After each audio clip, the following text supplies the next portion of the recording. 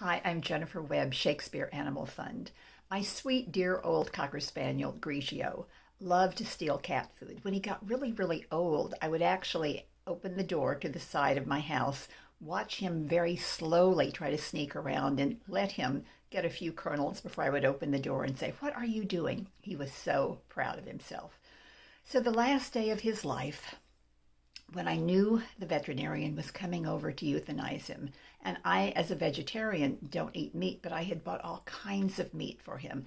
He wouldn't eat anything. And then he happened to look at the front door where I kept cat food outside for the feral cats, and the bowl was empty. I filled it up, kind of accidentally left the door open, and he went out and ate 3 bowls of cat food. He was so proud of himself. His last meal was sneaking cat food, and he loved it.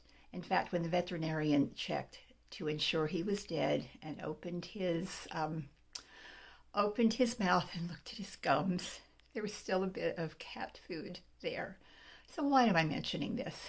Because everybody knows their dog or their cat are so unique, and the people that contact us for help will tell us, if we give them time, all the wonderful, unique qualities their dog or their cat possess, and yet they don't have the funds to get emergency help when they need it. Their dog is suffering, their cat is suffering.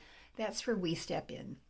Shakespeare Animal Fund pays emergency veterinary bills for elderly, disabled, low income, anyone who has a dying or suffering pet and cannot get it the help, even euthanasia, that it needs.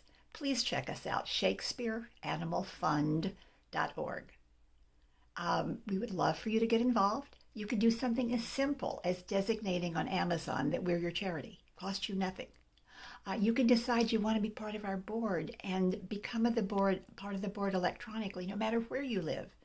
There are so many things you can do, and there are so many people that need help. We get minimally 500 calls, emails a month begging for help. They would do anything, and yet they cannot help their pet.